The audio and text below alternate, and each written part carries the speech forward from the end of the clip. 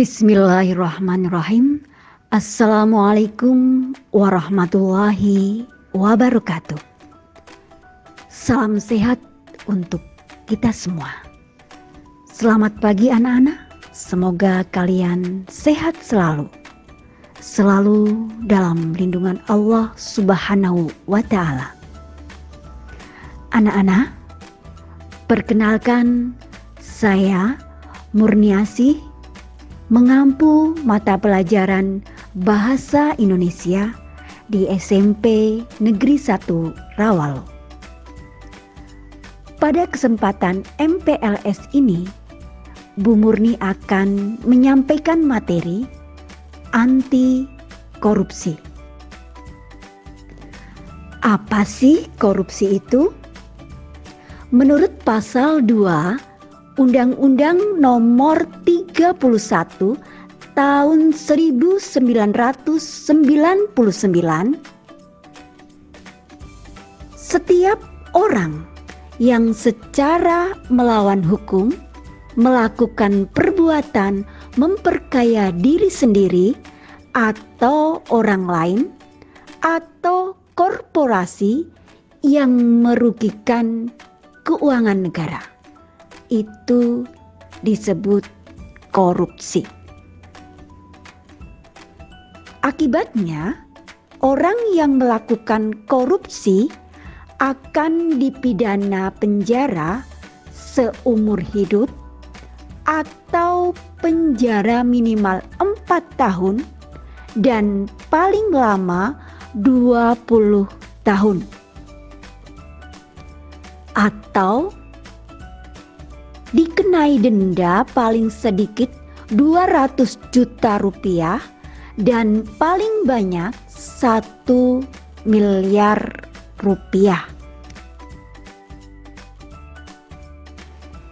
Selanjutnya, jenis korupsi menurut Undang-Undang Nomor 31 Tahun 1999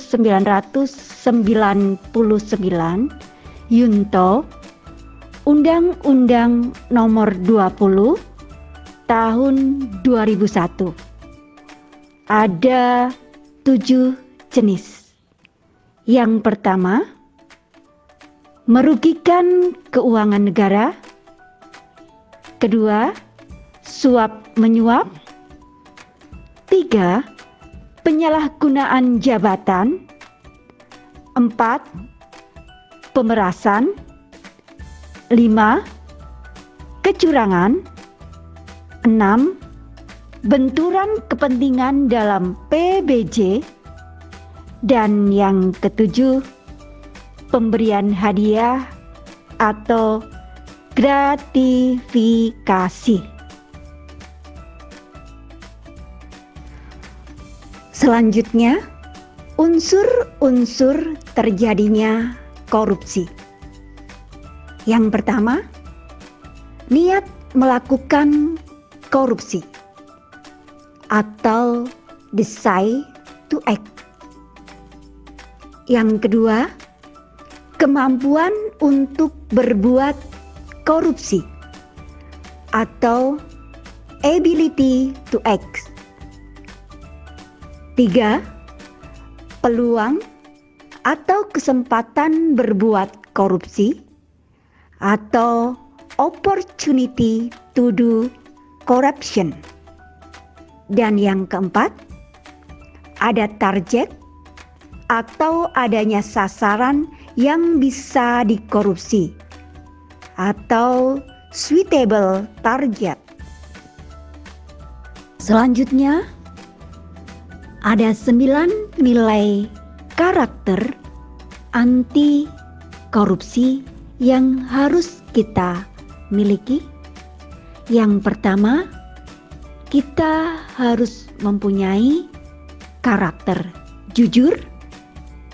Yang kedua, peduli. 3, mandiri.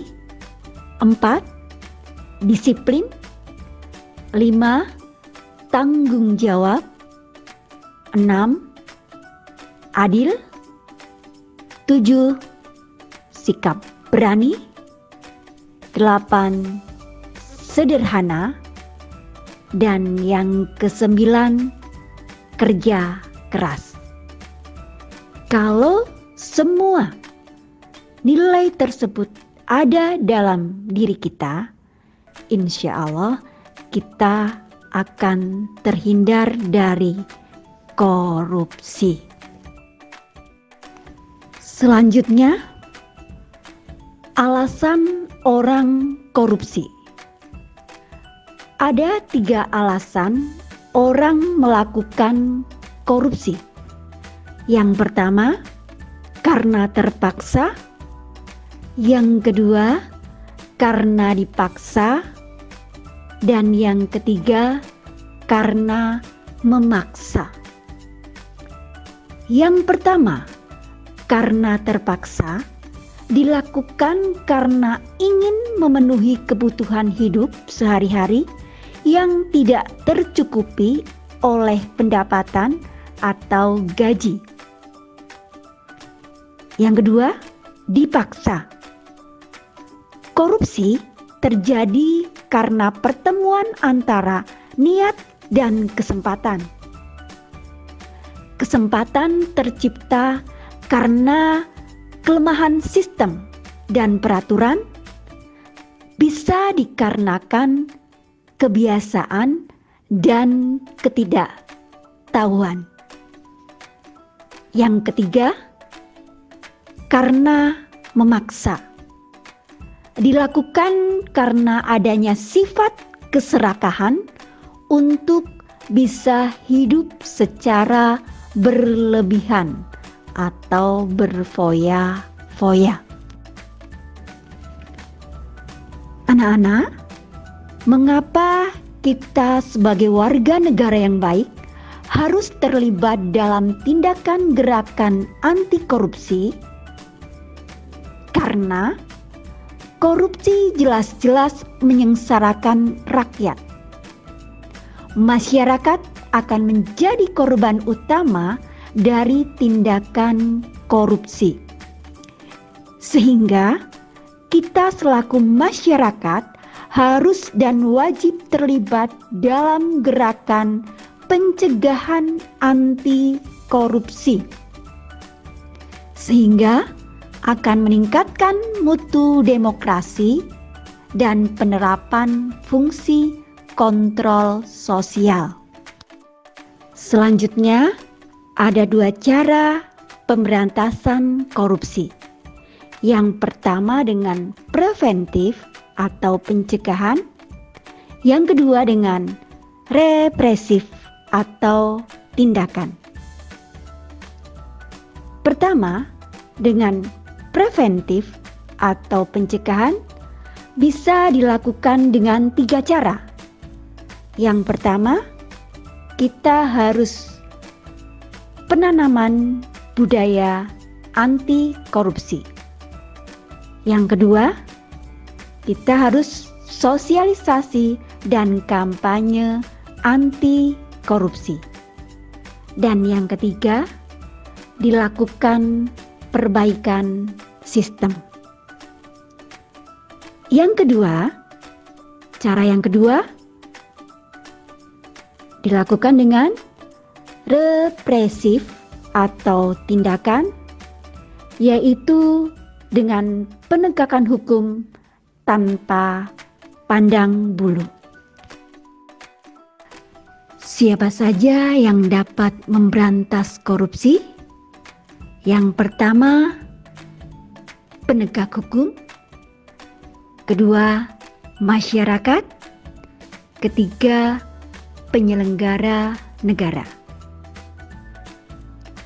Penegak hukum diantaranya kepolisian, kejaksaan, dan kehakiman. Masyarakat, yaitu seluruh masyarakat Indonesia yang wajib ikut dalam pemberantasan korupsi. Dan yang ketiga, penyelenggara negara. Siapa sih penyelenggara negara? Yaitu pejabat negara baik yang menjalankan fungsi eksekutif, legislatif, dan yudikatif. Demikian anak-anakku, materi anti korupsi. Semoga bermanfaat.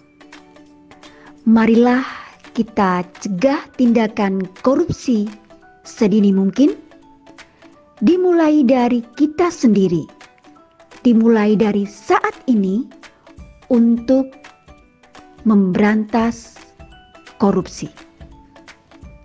Semoga kita semua terhindar dari bahaya korupsi, dan semoga Allah Subhanahu wa Ta'ala, Tuhan yang Maha Esa, selalu menunjukkan jalan yang benar. Punguni akhiri, salam sehat, tetap di rumah, jaga kesehatan. Semoga sukses untuk kita semua. Ihdinas siratal mustaqim.